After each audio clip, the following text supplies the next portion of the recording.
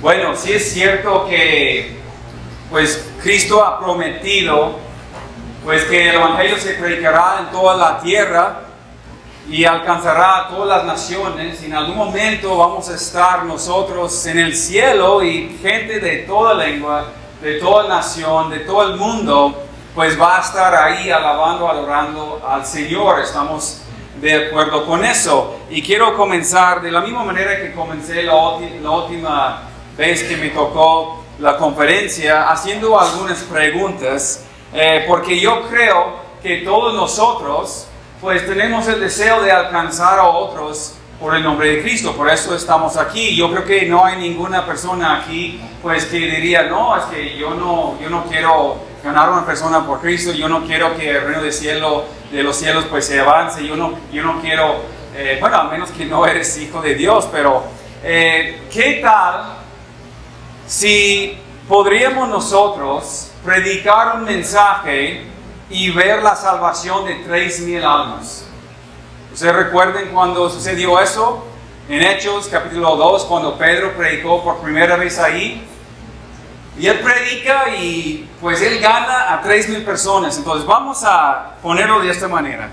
¿Qué tal si podrías ganar 3,000 personas por día con el Evangelio? Imagínenlo. Pues yo creo que ninguno de nosotros hemos predicado y hemos visto 3,000 personas. Después del primer año serán 1,095,000 convertidos. A los 5 años, si sigues predicando cada día, tendrías 5,475,000 convertidos. Te tardarías 3,500 años en alcanzar el mundo con el Evangelio. 3,500 años si tú predicas y cada día se salvan 3,000 almas. Ahora, hay casi 8,000 millones de personas en el mundo. Para alcanzar a todos esos, para comenzar de cero. ¿Qué tal si podrías hacer un discípulo al año? No, pues a mí me gustaría ganar 3,000 almas diarias. Es lo que la mayoría pensamos. Después del primer año serán 2 discípulos. Tú y tu discípulo. A los 5 años serán 65,536 discípulos. Eso es si tú te reproduces en un discípulo y ese discípulo después del primer año pues se reproduce y estos 2 se reproducen en 4 y 4 en 16. ¿Sí me explico? En 32 años. En 32 años podremos alcanzar todo el mundo con el mismo Evangelio. Yo creo que el gran error de la iglesia de hoy en día es que no estamos cumpliendo lo que deberemos de cumplir. Y eso es esa gran comisión. ¿Cuál es el fin principal del hombre? Quiero seguir con la introducción. No sé si algunos han escuchado el catecismo de Westminster, que dice la pregunta, ¿cuál es el fin principal del hombre? Y la respuesta, el fin principal del hombre es el de glorificar a Dios y gozar de Él para siempre.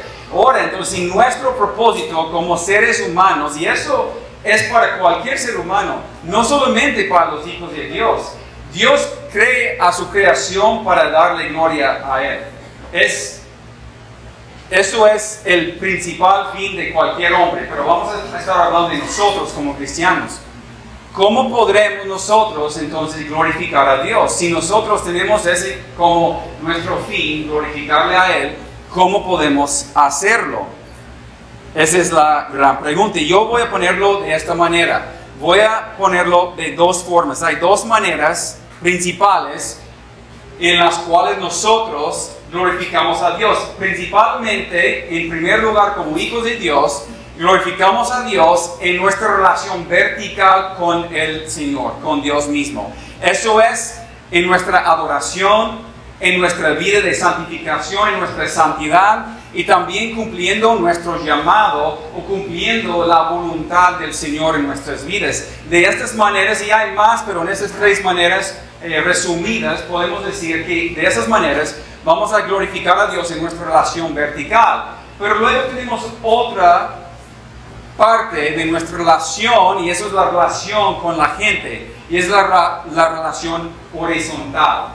Esa es la relación con la misma creación de Dios, con los seres humanos.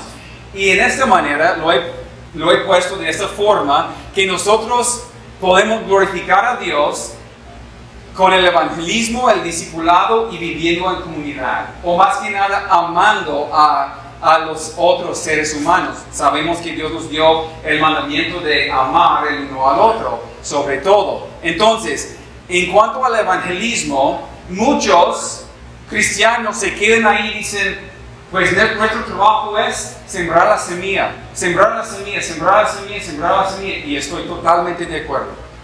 Totalmente de acuerdo. Cada ser humano que es nacido de nuevo, cada hijo de Dios, tiene la responsabilidad de sembrar la semilla. Eso no importa si tienes el don de evangelismo o no tienes el don del evangelismo. Cristo dice que hay que predicar el evangelio a toda criatura. Y eso trae gloria a Dios.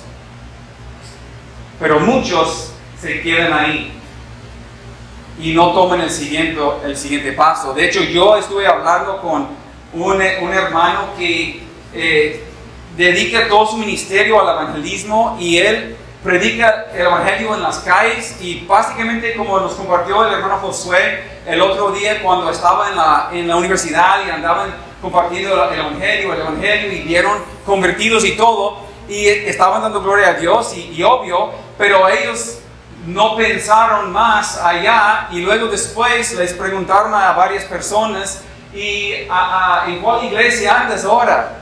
Porque ellos decían, no, nada más tienes que buscar una iglesia, Dios te va a dirigir a una iglesia. Y esa gente terminó en la iglesia de los mormones, terminaron siendo testigos de Jehová, terminaron en las iglesias adventistas y otras sectas, ¿sí? Entonces, nosotros tenemos otro trabajo más que solamente sembrar la semilla. Sí es cierto que algunos siembran, otros rieguen, pero es Dios quien hace crecer y madurar y florecer.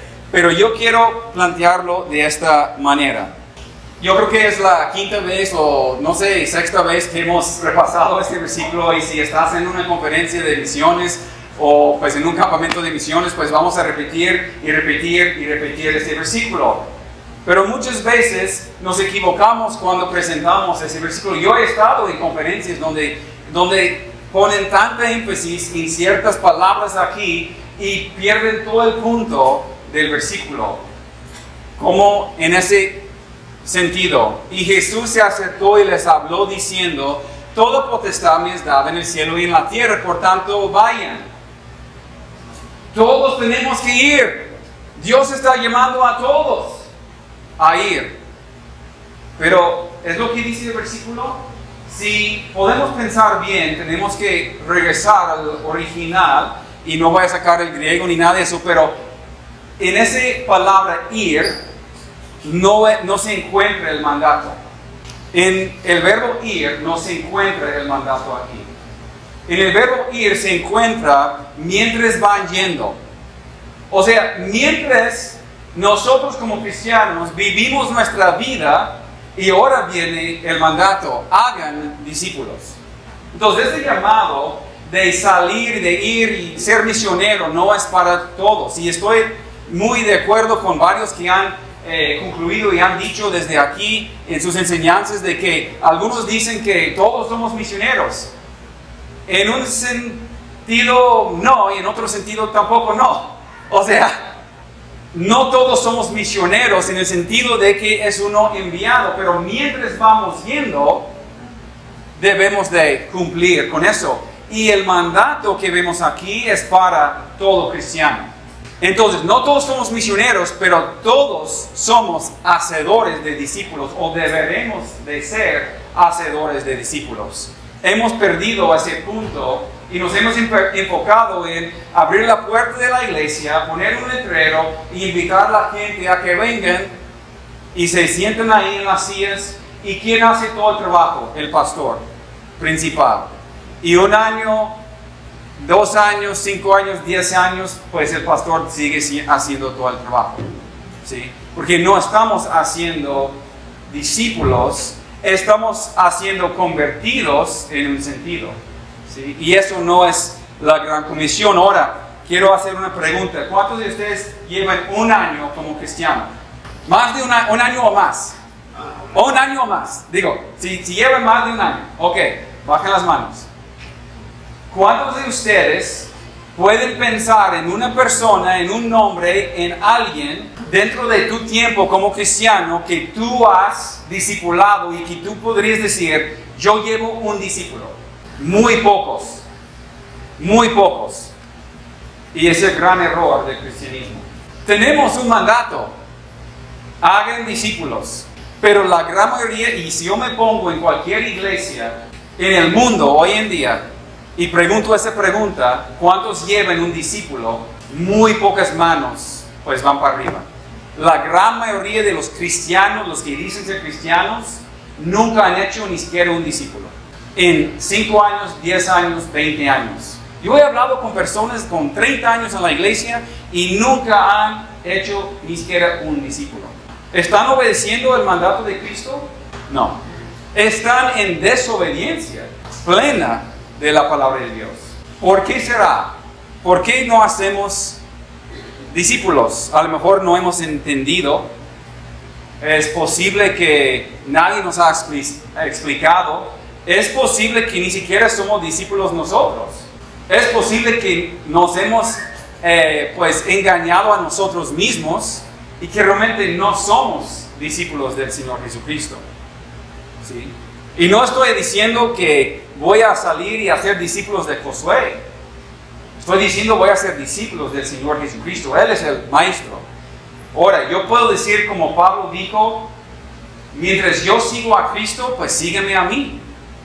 En las áreas donde yo pertenezco a Cristo, pues síganme. En las áreas donde no pertenezco a Cristo, por favor, no me sigan. Pues, evítenlo en esos sentidos. Pero la gran mayoría de nosotros en la iglesia hoy en día, pues no hemos hecho ningún discípulo. Cuando el hermano compartió, creo que de los que se bautizan en su congregación, hermano, que usted discipula a los padres para que bauticen a sus propios hijos. ¿Por qué? Es algo bonito, hermoso, porque ellos tienen esa responsabilidad de discipular a sus propios hijos. Y estamos dándoles el poder. Bueno, no que nosotros tenemos el poder, pero la mayoría de la gente en las iglesias piensan, el pastor es el único que puede bautizar a una persona. El pastor es el único que puede administrar la Santa Cena. Es absurdo, hermanos. Otros que dicen, yo solamente me bautizo con un pastor.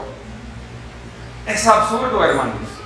Nosotros tenemos el mandato, vayan, mientras van yendo, hagan discípulos. ¿A quién? A todas las naciones. ¿Cómo lo vamos a hacer? Bautizándolos es el primer paso. Y luego enseñándoles que guarden todas las cosas que yo os he mandado. Y aquí estoy con ustedes hasta el fin del mundo. Ahora, vamos a ver rápido varios puntos. Primeramente, sobre todo, la gran comisión, tenemos que creer en la autoridad de Jesucristo. Él dice, toda potestad me es dada. Cuando Él estaba hablando en Hechos 1:8 a sus apóstoles, a sus discípulos, Él les decía, recibiréis poder cuando haya venido sobre ustedes el Espíritu Santo. El poder está en el Espíritu Santo, el mismo Señor Jesucristo, quien tiene toda potestad sobre todas las cosas, nos ha dado a nosotros, sus hijos, sus seguidores, sus discípulos, esa misma potestad a través del Espíritu Santo. Entonces, esa autoridad dada a Cristo por medio de Dios Padre, pues Él está hablando con esa autoridad. Y nosotros podemos hablar con esa misma autoridad.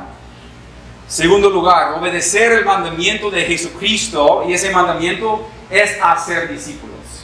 Para algunos, eso hacer discípulos va a ser ir a la sierra, ir a Zacatecas, ir a cualquier lugar, ir a Turquía, y va a significar pues cumplir con ese mandato de Cristo para tu vida.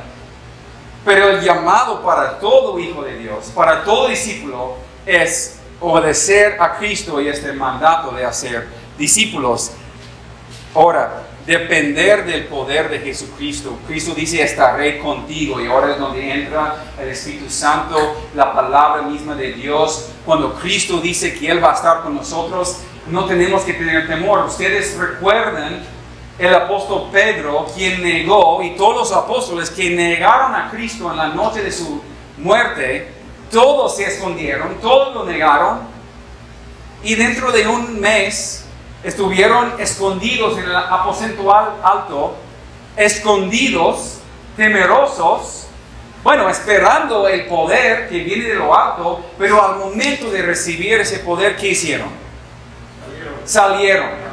Y Dios los llenó con tanto poder que ellos comenzaron a testificar y comenzaron a cumplir ese mandato de hacer discípulos. Y ellos, desde Hechos 2 en adelante, la razón por la cual nosotros estamos aquí en este momento, 2000 años después, es porque ellos cumplieron con esto. Si nosotros no cumplimos con ese mandamiento, con ese mandato de Cristo, en 2000 años, si todavía Dios no regrese, Cristo no viene, en 2000 años, pues no va a haber iglesia. Obvio, pues nunca va a terminar la iglesia, nunca va a desaparecer en la tierra, porque Cristo dice que nada puede vencer, pero no vamos a ser tan fuertes como estamos hoy. Pero yo diría que realmente estamos fuertes. ¿Estamos tan fuertes como pensamos? Nuestras iglesias están firmes, cimentadas en el mandato, en cumplir eso de nuestro Señor Jesucristo. Ahora, eso implica varias cosas, la Gran Comisión. Compartir la palabra, vivir la palabra, enseñar la palabra y servir al mundo. Entonces, esas son 4 cosas. He reducido la gran mayoría de lo que tenemos que hacer y en un momento voy a explicar un poco más, ampliar más, pero tenemos la responsabilidad de compartir la palabra de Jesús. Compartir no solamente el Evangelio, pero compartir toda la palabra, porque Cristo dijo, y enséñales que guardan. ¿Sí? Ahora, vivir la palabra. No puedo solamente predicar la palabra, tengo que vivir la palabra. Tengo que tener integridad en mi mensaje y ser un hombre íntegro. Cuando predico, tengo que vivir lo que predico. Cuando nosotros salimos a las calles en Zacatecas y predicamos, o en cualquier lugar, la respuesta número 1 que yo he escuchado, el por qué esa persona no quiere convertirse a Cristo, es porque conocen a alguien en su familia, un tío, un hermano, una hermana, pues su papá, no sé quién más, que dice ser cristiano, pero vive como un diablo. Es una excusa, es un pretexto, pero ese pretexto para ellos es válido. Porque tengo mi tío que dice ser cristiano, incluso es pastor, pero es mujeriego. Mi tía, pues sí, ella va a la iglesia cada los domingos y es una de estos aleluyas, pero es una borrachera, es una chismosa, es mentirosa. Tenemos que tener integridad, enseñando la palabra, enseñar la palabra. Tenemos que enseñar todo el consejo del Señor. Tenemos que enseñar a los discípulos que guarden, no que sepan. Para nada sirve que enseñemos a alguien a que sepa las cosas de Dios si no vamos a llevarlo a la práctica. Cristo dijo para que obedezcan. Para que obedezcan. ¿Sí? Y el último es servir al mundo. Comienza en nuestro contexto local, sirviendo a los hermanos de nuestra congregación, sirviendo a los de nuestro barrio, sirviendo a los de nuestra colonia, sirviendo a los de nuestra ciudad. Y luego eso se extiende hasta los fines del mundo. Pero si no estamos, no me acuerdo quién lo comentó, pero si no estamos trabajando aquí, Raúl dijo, si no estamos sirviendo aquí, si no estamos trabajando aquí, si no estamos compartiendo el Evangelio aquí, por favor, pues no vayas para otro lado pensando que al subir al avión y a tocar la tierra de otro país, que Dios te va a empoderar de servirlo y hacer muchas cosas en su nombre. Si tú no estás cumpliendo aquí, pues por favor, no te necesitamos en el campo misionero. Comienza aquí. Comienza en tu hogar. Comienza en tu ciudad, en tu iglesia. Ahí es donde comienza. La Gran Comisión, seguimos. Eso requiere el pueblo de Dios, nosotros, llenos del Espíritu de Dios, compartiendo la palabra de Dios. Hay algo en común aquí que es Dios, Dios, Dios. Él no nos necesita. No me necesita para nada, pero me da el privilegio y también me ha llamado a cumplir con ciertas tareas. Y para Él eso le da gloria a Él. ¿Por qué? Porque yo no recibo la gloria, Él recibe la gloria. Porque yo soy torpe, yo soy tonto, yo no puedo hablar muy bien, pues yo no tengo una elocuencia, no tengo unos estudios de maestría en X cosa. Pero soy parte del pueblo de Dios, soy lleno del Espíritu de Dios y comparto la palabra de Dios, la cual es la autoridad. Y todos nosotros pertenecemos a estos y somos sus hijos y somos sus discípulos. Ok, ¿qué es un discípulo? Ahora vamos a definir algo. Y quiero aclarar algo aquí. ¿Por qué no usamos la palabra cristianos o creyentes o otras palabras? Primeramente, sobre todo porque ¿cuántas veces creen ustedes que aparece la palabra creyente en el Nuevo Testamento? ¿Cuántas veces creen que se refiere a los cristianos como creyentes? 2 veces. 2 veces se refieren a los hijos de Dios como creyentes. ¿Cuántas veces creen que aparece la palabra cristiano para referirse a los seguidores de Cristo?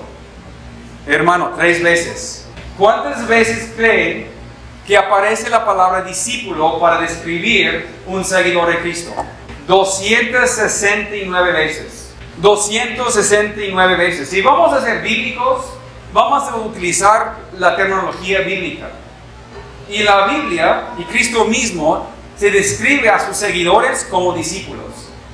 Ahora, no quiero hacer una división aquí porque algunos pueden llegar a decir, es que hay 2 clases de cristianos entonces. Hay los que tienen su boleto, que apenas entran al reino del cielo y tienen su boleto y pues se quedan ahí con su boleto esperando que venga el Señor o que se muera y van al cielo y así con su boleto pues ya tienen entrada.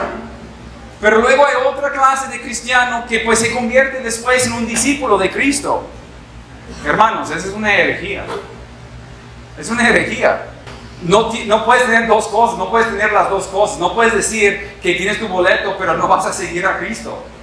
Ahora, un aprendiz o un alumno que es un discípulo, un aprendiz que acepta las enseñanzas de Cristo, no solo en la creencia, sino también en el estilo de vida. Entonces, no solamente asimila aquí las enseñanzas del Señor, pero esas enseñanzas llegan al corazón y su corazón lo impulsa a vivir lo que dice creer. Estoy totalmente de acuerdo con mi hermano cuando dice cualquier doctrina en el mundo que promueve que tú puedes tener a Cristo y también tu pecado es una herejía. Tú puedes vivir en cualquier pecado, pero pues ya hiciste tu oración de fe. Esa doctrina es una herejía. Totalmente de acuerdo. No podemos tener las 2 cosas. Este último, ¿qué es un discípulo? Seguimos. ¿Qué es un discípulo? Es un creyente. Es un creyente en Cristo, ya lo vimos, un creyente. Mas a todos los que le recibieron, a los que creen en su nombre, les dio potestad de ser hechos hijos de Dios. Es un creyente en Cristo. Pero no solamente es un creyente, ¿por qué? Porque los demonios también creen e incluso tiemblan. Es un estudiante de la palabra, según Timoteo 2:15. Procura con diligencia presentarte a Dios aprobado, como obrero que no tiene de qué avergonzarse, que maneja con precisión la palabra de verdad. El discipulado verdadero, pues es un estudiante de la palabra también, pero no solamente los discípulos estudian la palabra, no quiero decir que los demonios estudian la palabra o Satanás estudia la palabra, pero conoce la palabra. El enemigo conoce la palabra de Dios. La diferencia aquí, el punto de partida aquí, es el tercer punto, hacedor de la palabra. Santiago 1:22, pero sed hacedores de la palabra y no tan solamente oidores, engañándoos a vosotros mismos. Eso es el punto de partida que distingue un verdadero discípulo de Jesucristo. Es un hacedor de la misma palabra. ¿Es creyente en Cristo? Sí. ¿Estudia la palabra? Sí. Pero es un hacedor de la palabra. El último, hacedor de discípulos. Según Timoteo 2:1-2, tú pues, hijo mío, esfuérzate en la gracia que es en Cristo Jesús. lo que has oído de mí ante muchos testigos, esto encarga a hombres fieles que sean idóneas para enseñar también a otros. Un discípulo, dice Jesucristo en Lucas 6:40, llega a ser como su maestro. Si el maestro es un hacedor de discípulo y el discípulo llega a ser como su maestro, pues llega a ser un hacedor de discípulos. ¿Estamos de acuerdo? Sí. Amén. ¿Sí? Ok. Esa persona tiene que llegar a ser como su discípulo. El punto de partida, repito, aquí es el hacedor de la palabra, porque los falsos hacen discípulos. Los testigos de Jehová tienen muchos discípulos, miles y miles de discípulos. Los mormones, muchísimos discípulos, pero son falsos, ¿sí? Ellos no son hacedores de la palabra porque no entienden la palabra de Dios. Ahora, hay varias condiciones del discipulado. Tienes que tener un amor sin rival. En Lucas 14, 26 a 33, Jesucristo mismo presenta 3 condiciones o cláusulas para el discipulado. Él dice, 3 veces se repite la frase, no puedes ser mi discípulo. Primeramente, versículo 26, si alguno viene a mí y no aborrece a su padre, a madre y mujer, hijos y hermanos, hermanas, y aún también su propia vida, no puede ser mi discípulo. Está fuerte esa declaración. Tienes que aborrecer a tu familia. Ahora, Cristo en Mateo 10:34, Él amplía esa enseñanza y de hecho interpreta esa misma enseñanza cuando Él dice, no piensen que vine a traer paz a la tierra, no vine a traer paz sino espada, porque vine a poner al hombre contra su padre, a la hija contra su madre y a la nuera contra su suegra, y los enemigos del hombre serán los de su misma casa. Y ahora viene la cláusula. El que ama al padre o a la madre más que a mí no es digno de mí. El que ama al hijo o hija más que a mí no es digno de mí. Hermanos, nosotros queremos algo que no cuesta absolutamente nada. En muchos países, ese versículo pues se tiene que aplicar en situaciones. Dorian pues apenas estuvo ahí en Irak y en Turquía, en otros lugares allá donde los mismos cristianos que se convierten verdaderamente en discípulos, pues ellos tienen que escoger entre su familia y Cristo. Casi no pasa aquí, casi no sucede. Sí sucede en ocasiones, bueno, hace años y años y años atrás sí sucedió con los católicos, pero casi ahora no sucede mucho aquí. Que tienes que elegir o Cristo o mi familia. A lo mejor hay un rechazo por unos minutos, por unos momentos, por unas semanas. En unos lugares todavía hay ese rechazo y no sé en la sierra cómo esté el asunto, pero realmente en muchos casos aquí no experimentamos eso. Pero ahí en aquella cultura Cristo está diciendo que tienes que tener un amor sin rival, y a nosotros también está diciéndonos que tú tienes que tener ese amor hacia Cristo sin rival. Nada más puede tomar lugar que le corresponde a Cristo. Tienes que amar a Cristo más que a cualquier otra cosa, o no puedes ser mi discípulo. La segunda declaración, llevar la cruz continuamente. En versículo 27, y el que no lleva su cruz y viene en pos de mí no puede ser mi discípulo. Pues llevas tu cruz diario. Nosotros nos referimos muchas veces a nuestra cruz como una enfermedad, o como un esposo o una esposa difícil, o que estamos pasando por una tribulación momentaria y decimos, oh, pues, hermana, pues tienes que cargar tu cruz, estás casada con un hombre muy duro, eso es tu cruz, amor, la tienes que cargar. Cristo no está refiriendo a eso, hermanos. Cristo literalmente está hablando de una cruz. Está hablando de la muerte, está hablando no de las circunstancias en las vidas de las personas, pero la crucifixión era un espectáculo demasiado conocido por estos judíos. Habrían pensado en la cruz como un instrumento de sufrimiento agonizante que conducía a la muerte. Cristo, siendo nuestro ejemplo, tomó su cruz. Él aceptó voluntariamente esa cruz, no algo que se lo impuso. Eso implicaba un sacrificio y sufrimiento. Era un símbolo de rechazo del pueblo, de rechazo de la gente, de rechazo de su cultura, de rechazo de las cosas del mundo, por completo. Y esa es la naturaleza de la cruz que debe llevar siempre el discípulo. Implica para nosotros, yo no creo que ninguno aquí va a terminar clavado en una cruz por predicar el Evangelio. Lo dudo. Es posible que en algún lugar, pues alguien puede, bueno, estuvimos hablando de Dorian. Dorian va a un lugar y si él está ahí, pues puede suceder cualquier cosa. Es muy probable que nos van a colgar en una cruz, hermanos, por predicar el mensaje o por hacer discípulos. Pero tenemos que tener una disposición a aceptar ostracismo y perder el favor del mundo por nuestro amor hacia Cristo. Tan solo al conformar nuestras vidas a las normas del mundo estamos evadiendo llevar la cruz. La mayoría de los cristianos no sufrimos nada por ser cristiano. ¿Por qué? Porque no pertenecemos mucho, no se parece mucho a Cristo. Nosotros nos conformamos más y más como el mundo, entonces pues no hay nada de sufrimiento porque no hemos dejado nada para seguir a Cristo. No estamos arriesgándonos en nada para ser discípulo de Cristo. Ahora, la última condición es una reentrega sin reservas, Lucas 14:33. Así pues, cualquiera de vosotros que no renuncia a todo lo que posee, no puede ser mi discípulo. El que no renuncia a todo. Esto trata de nuestras posesiones, hermanos. Esto trata de nuestras cosas. Cristo no está diciendo que tenemos que vender a todo. No está diciendo a todo discípulo que tienes que vender tus casas, tus carros, tus cosas y tienes que dejar todo y luego seguirme. Eso no se refiere a Cristo. Pero ni siquiera me gusta usar la palabra nuestros. Mi hermano José Cuevas pues compartió eso de que no son nuestras posesiones. El cristiano no debe de andar hablando con el mío, lo mío, el nuestro.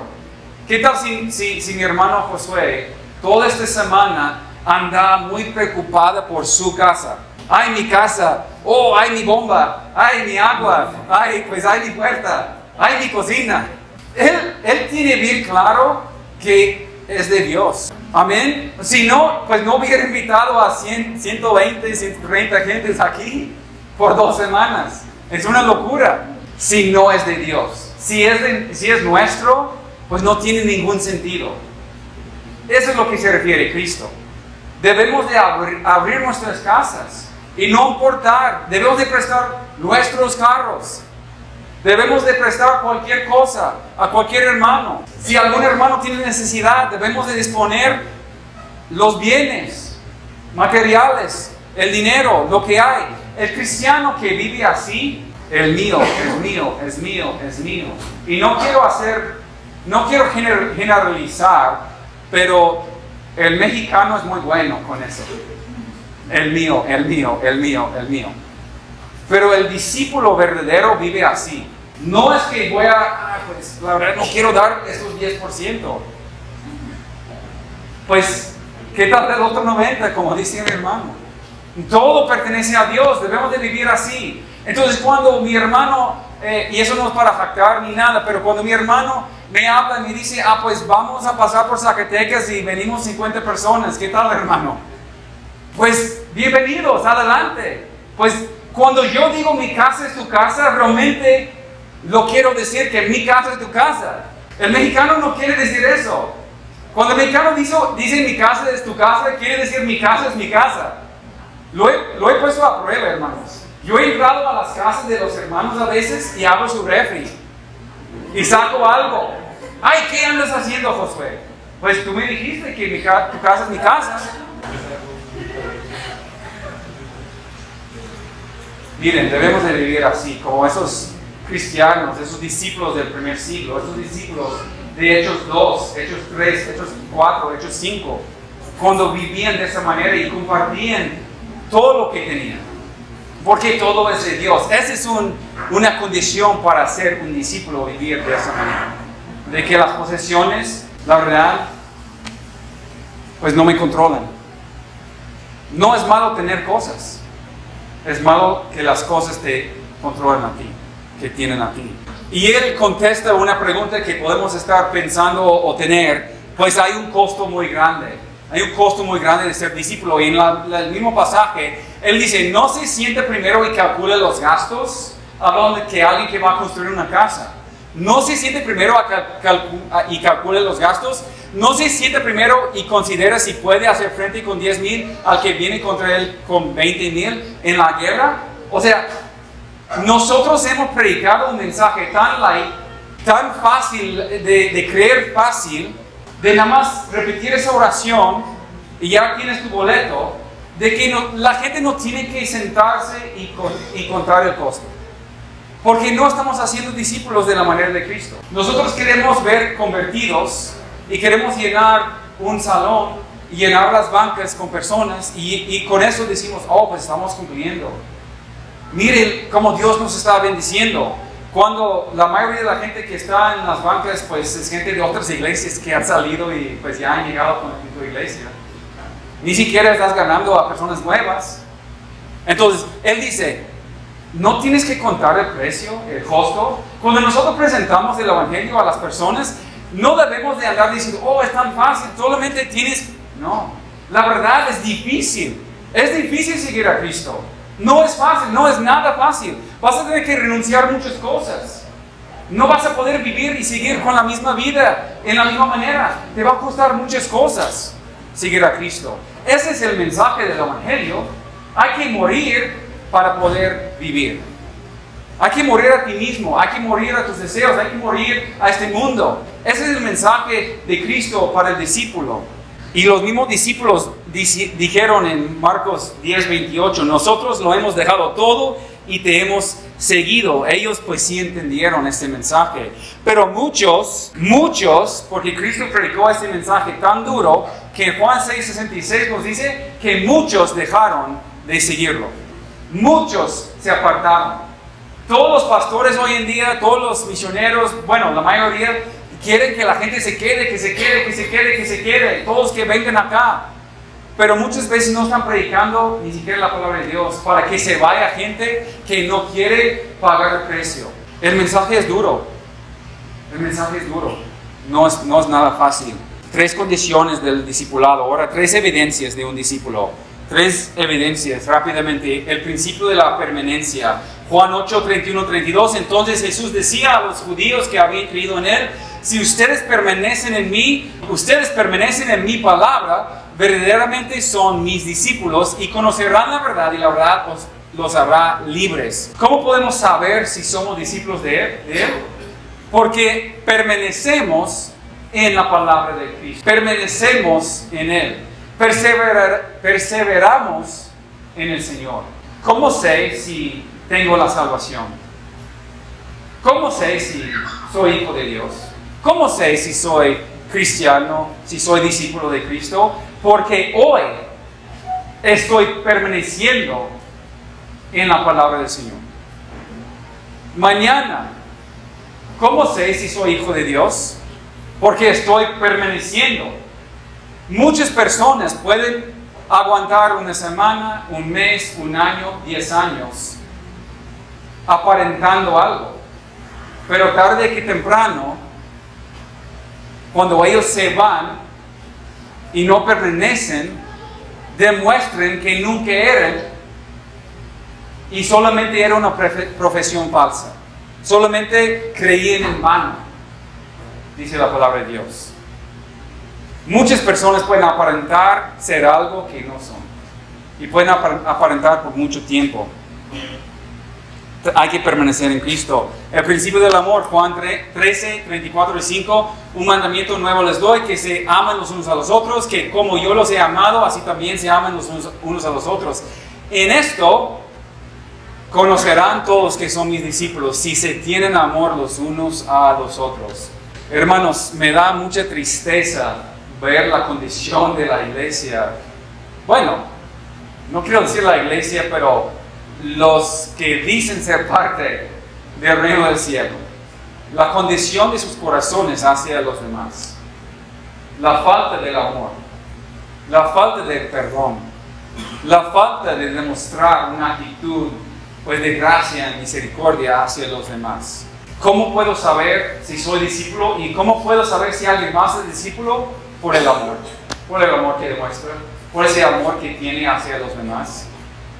El principio de amor es una evidencia de un discípulo verdadero.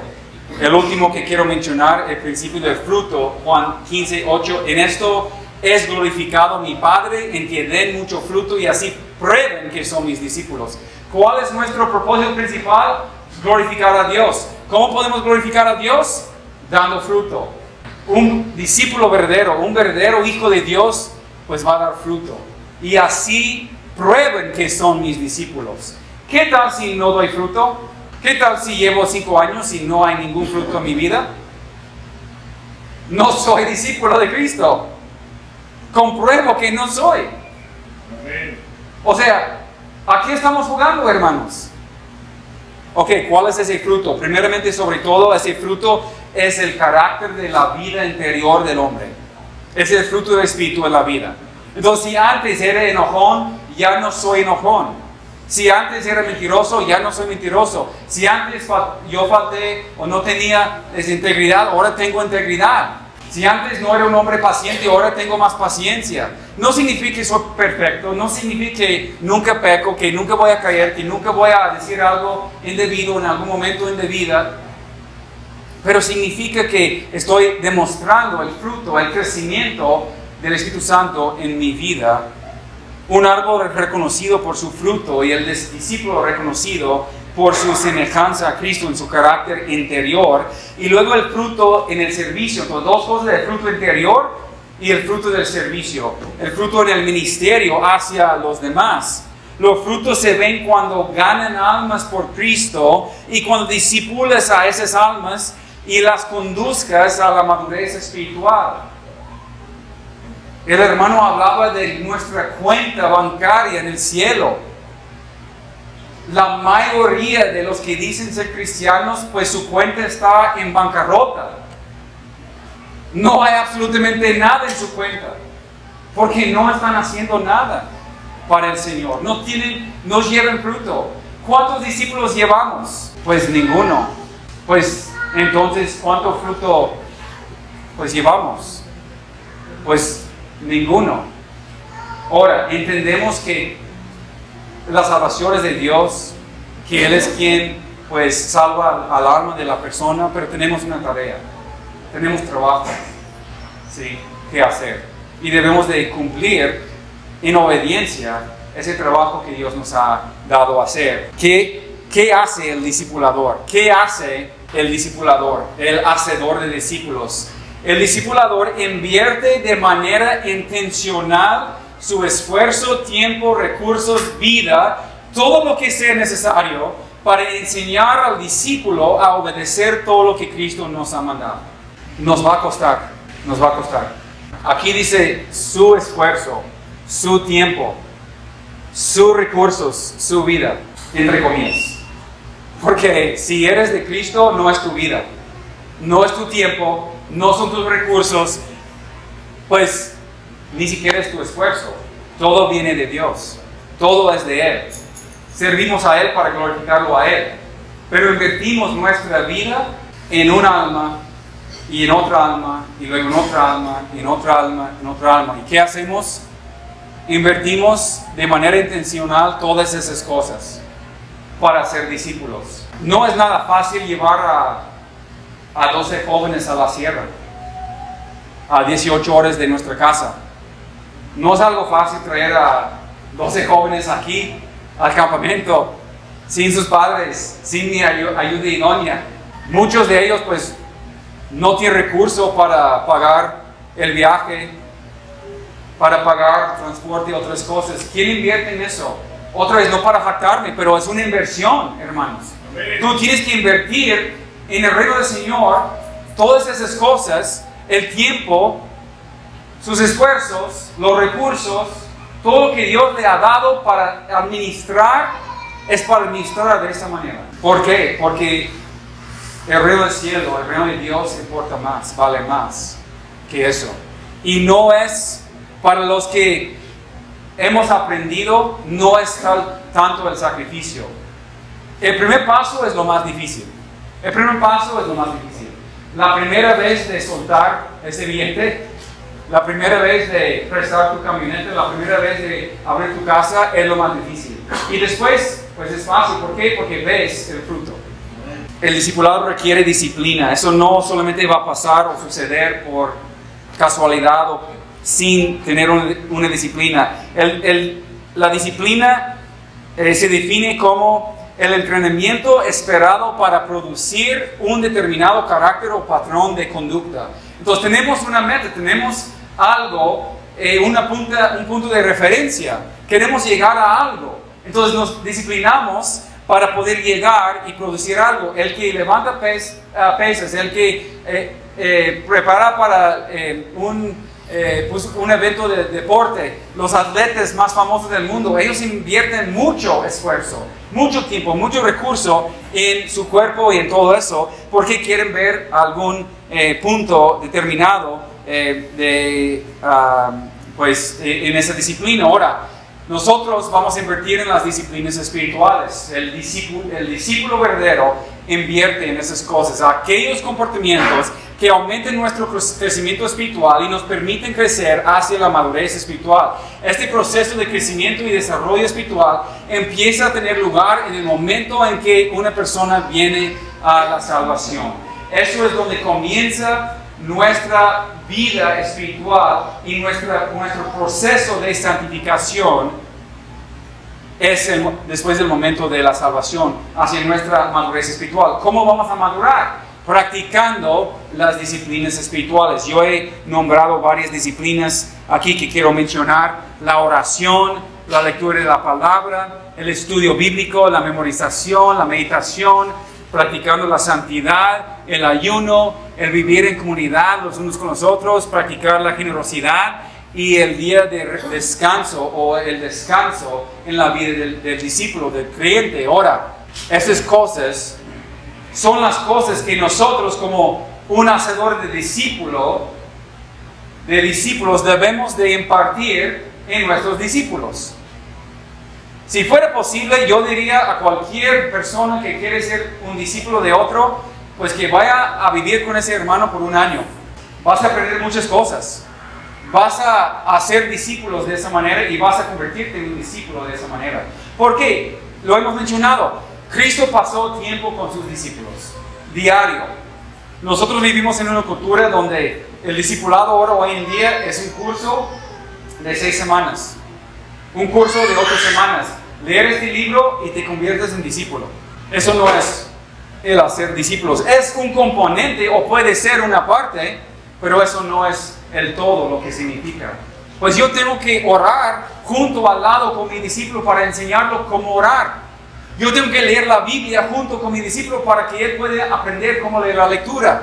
Tengo que estudiar la Biblia con él para que él entienda cómo estudiar la Biblia, memorizar la Escritura con él para que pueda guardar en su corazón la Escritura, meditar en la palabra de Dios. Todas esas cosas tenemos que practicar junto con nuestro discípulo, lo cual significa una inversión de nuestra vida. No puedo hacerlo en 1 hora por semana, ni 1 hora cada 15 días. Nosotros en nuestra congregación practicamos el discipulado y en un sentido sí tenemos horarios fijos y yo cito a los muchachos a mi casa, vienen a mi casa, comimos juntos, estudiamos la palabra, jugamos ahí afuera básquet o algo y pasamos, no es 1 hora, a veces se extiende 2, 3 horas, estamos ahí. Los matrimonios vienen a nuestra casa, nosotros vamos a la casa de ellos, pasamos toda la tarde, toda la noche, 2, 3, 4, 5 horas ahí conviviendo. Ellos están juntos en nuestra casa, en nuestra sala, cuando estoy disciplinando a mis hijos. Ven cómo yo trato a mi esposa, como mi esposa me trata a mí. Ven cuando pues hay faltas y fallas y pecado y tenemos que arrepentirnos y tenemos que pedir perdón. Están al lado de nosotros cuando estamos leyendo la lectura, estudiando, cantando alabanzas al Señor. Pero eso requiere una inversión tremenda de nuestra parte de ser un hacedor de discípulos. Ahora, tenemos que enseñarles algunos fundamentos firmes. Ahora, eso se trata un poco más del estudio de la palabra y de tener unos cimientos firmes, porque no podemos pensar que en una semana podemos hacer un discípulo. Hay un grupo que dice que en menos de un mes pueden plantar una iglesia. Y ellos en menos de un mes pueden levantar una iglesia con discípulos maduros y con un liderazgo bíblico. Y yo estuve en un entrenamiento con ellos 2 días y a la mitad del segundo día pues nos salimos. Le dijimos, ustedes están locos, ustedes no saben de qué hablan. No es posible lo que ustedes están hablando. Ellos decían, una muchacha llega a Cristo en una escuela pública y ella comparte con su amiga, su compañera del salón. Su compañera quiere estudiar la Biblia con ella, entonces tienen una iglesia. Ya es una iglesia porque son 2 personas estudiando la Biblia en un salón. Entonces ya podemos ahí en una hoja poner, ya levantamos una iglesia. Solamente quieren números. No les importa el discipulado verdadero ahora. Y requiere tiempo y requiere esfuerzo. Doctrina, tenemos que enseñar doctrina sana. El evangelismo, el cómo compartir. El mismo discipulado, qué es lo que ellos deben de hacer después de convertirse en discípulos. Porque un discípulo llega a ser como su maestro. Y ellos tienen que entender que en algún momento te voy a soltar y te voy a dejar a discipular a otro. Te voy a enseñar a discipular a otra persona, porque mi trabajo no termina hasta que veo yo que esa persona esté discipulando a otra persona. La vida en comunidad con la iglesia, las ordenanzas de la iglesia, el bautismo, la Santa Cena, hay que enseñarles acerca de matrimonios saludables, la crianza de los hijos, a lo mejor la teología de la Biblia, un liderazgo bíblico y los dones espirituales. Tenemos que enseñarles todas esas cosas. Esas cosas no se pueden enseñar en una semana, hermanos. A lo mejor en un año, a lo mejor en 3 años. Cristo pasó 3 años, todos los días con sus discípulos. ¿Por qué creemos nosotros que en una semana podemos hacer un discípulo? Nosotros tenemos estas cosas y hay más, pero esos son los cimientos firmes de un discípulo verdadero. Para terminar, ¿qué hago pues? ¿Qué hago pues? Josué, tú me estás diciendo que si soy un discípulo verdadero de Cristo, entonces tengo que discipular a otra persona. Sí, eso es lo que le estoy diciendo. ¿Qué hago entonces? Pues nunca he discipulado a nadie. ¿Qué hago? Orar. Todo comienza con oración, buscando el Señor, buscando la dirección del Espíritu Santo, consagrándote para la obra del Señor, porque tú no quieres hacer discípulo si tú no estás viviendo en santidad en tu vida. Eso no quiere decir que tienes que tener la perfección o que no has pecado en esa semana. Es que pequé esa semana, entonces no puedo discipular a alguien. No. Pero si tú andas en pecado, tú tienes que limpiar tu propia vida primero. ¿Qué hago? Buscar un discípulo. Buscar un discípulo. ¿Dónde? Si tú eres padre y tienes hijos, tienes discípulos. Ahí está incluido. Si eres esposo, tienes discípulo ahí con tu esposa. Comienza en tu casa. Comienza con tus propios hijos.